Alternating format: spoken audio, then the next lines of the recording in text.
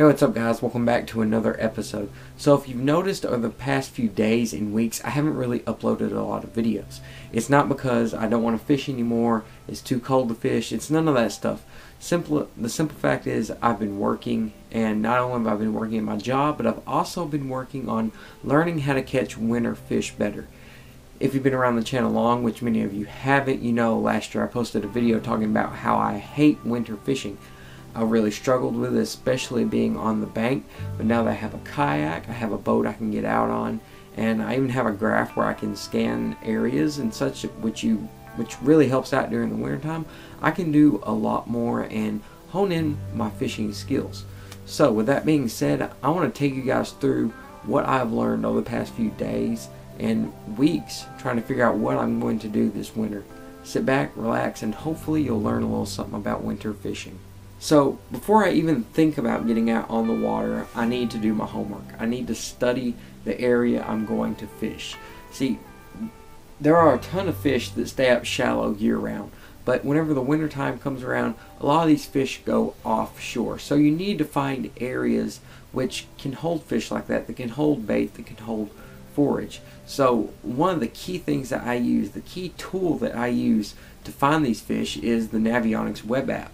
Not only that, but my new Raymarine Dragonfly 7 depth finder comes pre-installed or has the chip for Navionics. So not only can I look at these things online, I can also look right at my depth finder and see all the different details that Navionics has to offer.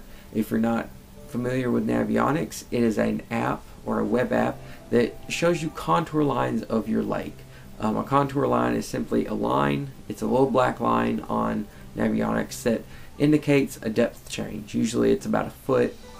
Some of them are different. You can change it to like 3 feet on some different other units like that, other tools. There's just a lot of different things. It's just like a contour map on just a regular paper map. So that's a very important factor whenever you're trying to find winter fish like this.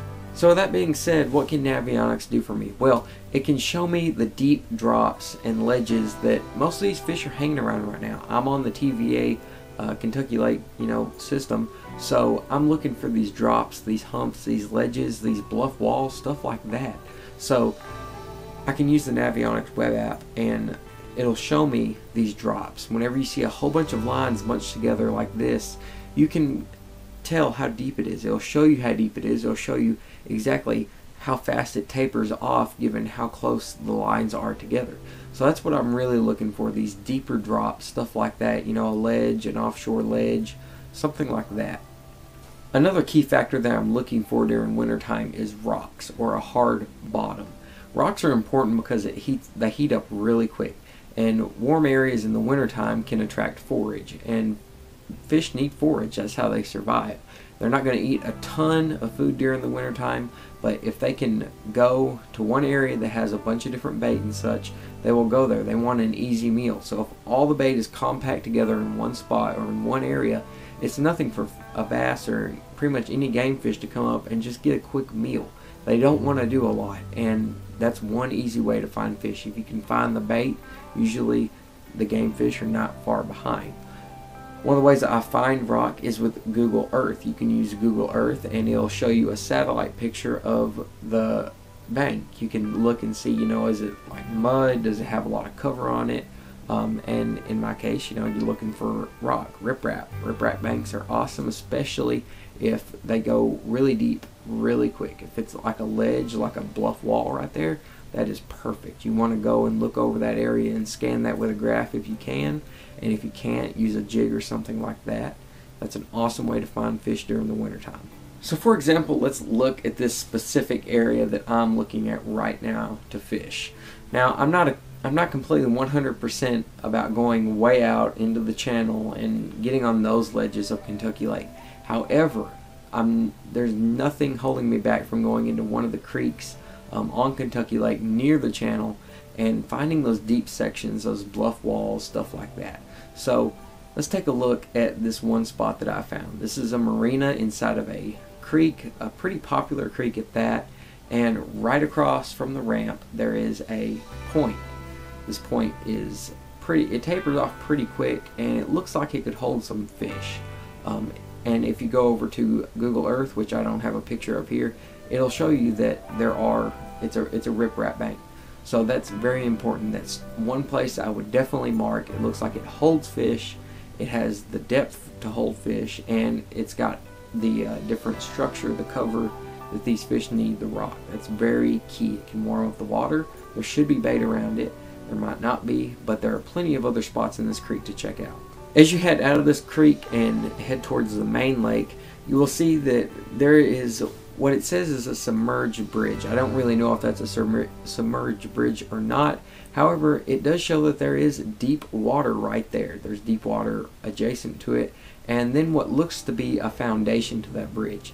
That's two very key areas. If you refer back to Google Earth, it'll show you that that's a riprap bank. And then if that really is a structure from a bridge, then it's more than likely made out of concrete. It was probably put there before the lake flooded out. Concrete warms up, same as rock, and there should be bait fish hanging around there, and in turn there should be game fish as well. As we get closer and closer to the main lake, there's another point right here. It looks like the right side of it drops off a lot more and a lot quicker than the left side, so it would definitely be worth it to go over and check that right side and the left side with a graph if you have one, or with a search bait if that's your style, if that's what you have to do. It looks like a deep section, and once again Google Earth says that it has riprap. It's got a rock, it's all rock. It's got a rock bank on it. So stuff like that's what I'm looking for right now. Heading out of this creek, there's like a little bottleneck there. The channel swings out from that creek. That's where people leave from the marina. As you can see, in that little bottleneck, there's some deep water right there. Those deep water areas would be a great place to check.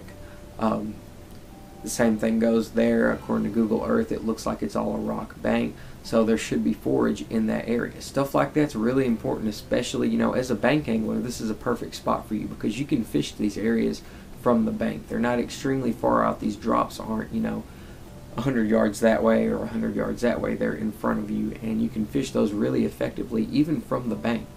Now, Navionics isn't always 100% accurate. In fact, a lot of times it's not, but it can give you a general idea of what you're looking for. This is one of the coolest places that I've found on Kentucky Lake. I think this would be a great late winter, early spring kind of area. As you can see, there is a spawning flat right there in the dark blue, or in the blue, that is very shallow water. That should be where fish go up in the springtime to spawn, but as soon as summer kicks around, or even right now like in the wintertime after they get done feeding on the fall, they should head off to that main river ledge right there. That is very deep water right there, but if you follow somewhere around that ledge, there should be fish, there should be bait, and that's like prime Kentucky Lake ledge fishing in a way. It's not really way offshore, it's close to the opening of that creek, but basically that's it. That's what Kentucky Lake is like during the wintertime. Ledges, that's a pretty extreme ledge right there, but it's a ledge none the same, and it should hold fish. So the lures I'd be throwing to catch these fish, number one would be a swim bait, something to mimic a shad in my case, but that bait fish depends on your lake, your river system. In my case, TVA river system, Tennessee River, Kentucky Lake. You're thinking shad, big spoons, stuff like that. In the summertime is what people throw right now. I do the same thing, and I'd either go from a big lure down to a little bitty lure, like even a Ned rig. Ned rig's really popular right now, especially around rocks and stuff like that. I rigged that up with a Cast King Mela 2. It is one of my favorite reels, and it's perfect for that. It's made exactly for that to me. It's one of my go-tos whenever I'm fishing rock and such like that.